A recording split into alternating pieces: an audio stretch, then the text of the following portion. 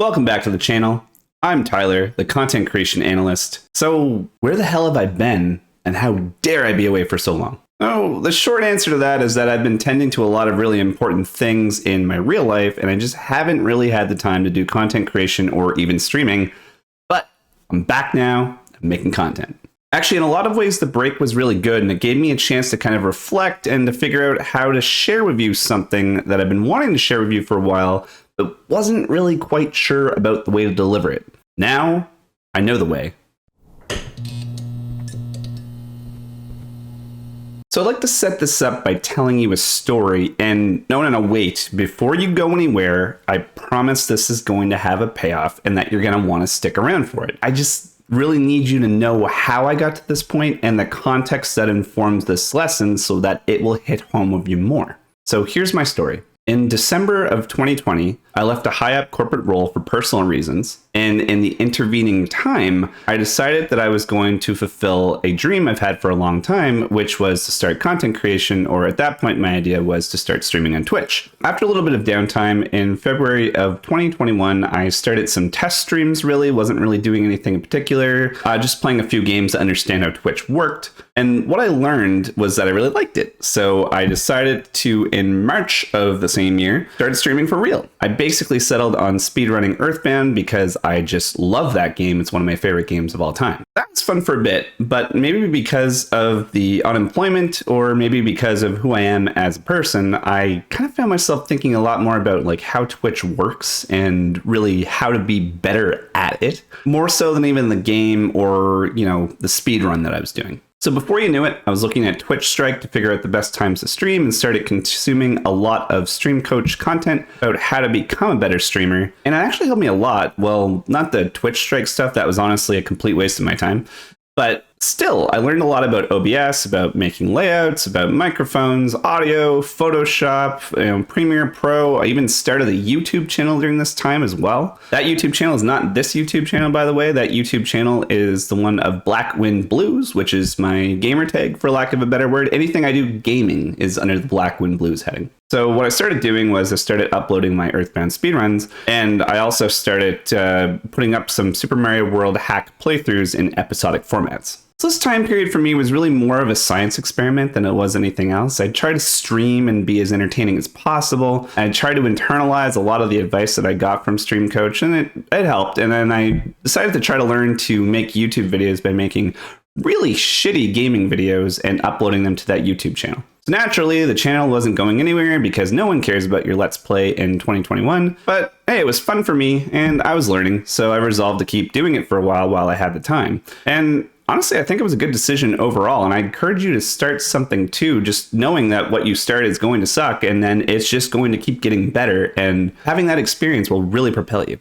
So after a while, some more stuff happened in my real life and it forced me to take another break from Twitch and YouTube. This break lasted around 3 weeks or so and gave me the chance to really think about my content and see if a different approach might be better or make more sense for me. And I thought to myself, hey, up to this point, I've been dabbling in a little bit of everything, never was really like a single game streamer, and I wanted to try that. So I went to my other go-to game, which was Legend of Zelda: Link to the Past randomizer, and I came back with a Monday to Friday schedule, streaming every night at the same time. And there were some problems with this strategy in hindsight, but let me just address the surface level ones because I don't want to take anything away from the payoff in the video later, and it is tangentially related. Still with me?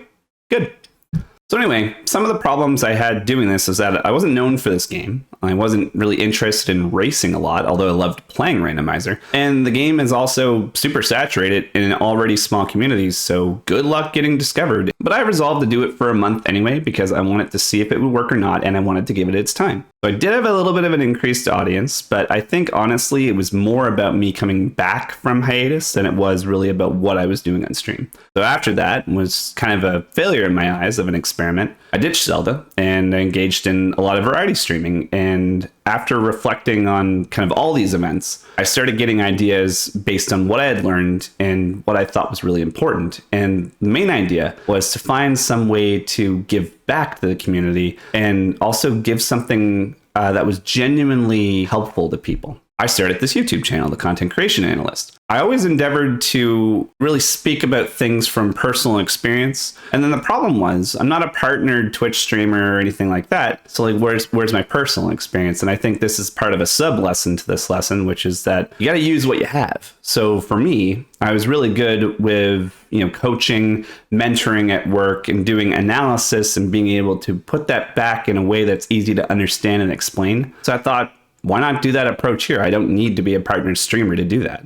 And that's how this channel was born, and it launched alongside a video series that I was doing on Twitch that aimed to look at retro games to see if there were any common traits that make streamers a success. There are a couple of videos on this channel that are actually that retro gaming series. It was intended to be a bit of a longer series, but I found I didn't really like the format that I was doing. I was experimenting with a little bit of a longer format, like Devin Nash type of video. But I don't really think it's for me because we're just like really different people, and I just don't think that I can be that entertaining in that format. So I think the results are really interesting, and I think it's worth a look. So I'll link that in the description. You can also check that out. They're the longer videos on the channel. As I've mentioned, I try to never speak about something that I don't have direct experience about in some type of anecdotal way. So as a result, this channel actually contains a mixture of analysis and a mixture of anecdotal things, and some videos actually have a mix of both. But basically, the idea is that it's something that is uniquely me. That's all well and good for a content creation analyst, but where does that leave me for Twitch? So for Twitch, I decided that it was probably better if I do that for speedrunning content. Had a bit of a realization a while ago that the whole original purpose behind me starting in Twitch anyways, because I love watching retro game speedruns, and I wanted to do that too. And then I kind of just forgot about that, or it got away on me as I just thought about all these other considerations. To be honest with you, considering pretty much giving up on Twitch. And why? Well, it's kind of complicated to explain, but I'll try to explain it quickly. So for one, the platform is pretty mismanaged by the executives at Twitch. Despite having a fantastic community, it's really tough to feel good about supporting an executive team that, and this is the most polite way that I can say this, doesn't seem that concerned with what its community is doing.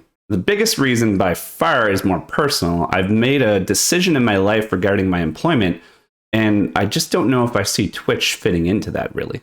So personally, my main goals are to get a job that I like in the industry that I'm familiar with and concurrently set about having multiple income streams for the first time in my life. I'm committed to content creation still, and I want it to be a legitimate business of some size for me, probably small. Now, that's where Twitch doesn't fit in, and there's really two main reasons at the end of the day. One, that I don't have the time to grind and do full-time hours streaming, and also the networking that we're required to grow organically on Twitch. And two, small streamers don't stand much of a chance of getting discovered on Twitch anyway. So that's a lot to take in, all that information before this. Let's summarize a little bit of what my current plans and future plans are after you heard all the lead up. My goals are to, 1, grow this YouTube channel into something that is genuinely helpful and entertaining for its viewers. 2, gain full-time employment once again so I have the security to be able to focus on this goal, deliver you better content with a greater frequency.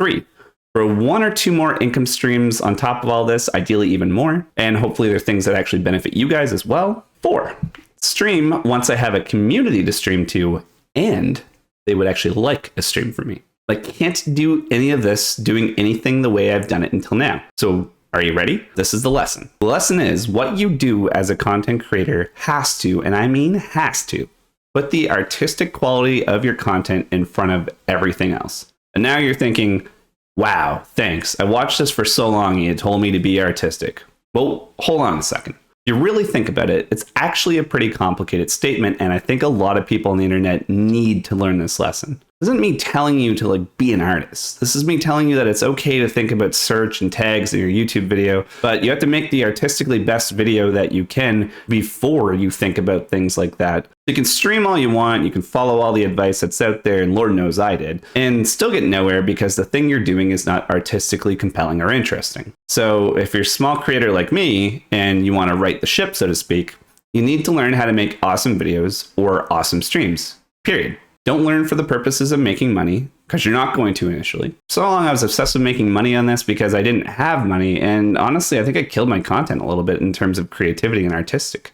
I don't think people have ever really had a problem with me per se. Well, I mean, like it's the internet, so someone always has a problem with you. Guarantee someone has a big problem with something I'm doing right now for no reason whatsoever, and that's fine. But most people are, pretty smart and they notice when something's off. And I think that's what was off about me. Now the artistic vision comes first, and the business considerations need to come after, and they need to work in concert with one another. Basically, at the end of the day, you need to be entertaining and have a good product, and not be afraid to be a little bit opinionated and show some character. So that's what you learn to do. It's okay to be passionate about a subject. It's great to be passionate about a subject, but you have to make a good video. So go ahead and do that. Do you think I left anything out? Well, I probably did, just trying to stay on topic and not have this take a million years, but comment and let me know. And also comment and let me know if you have any questions that I could answer for you. I'm a pretty open book, and if I can tell you something that's not weird for me to say on the internet, I'll tell you. Also, subscribe to the channel if you like the direction that I'm going in. It's only going to get better from this point onwards, so I think you're going to want to subscribe and say that you got in early. Be one of the OGs. But look for some more structured, really good stuff coming soon. This is more of an update video with one important lesson. And otherwise, as always, thanks for watching.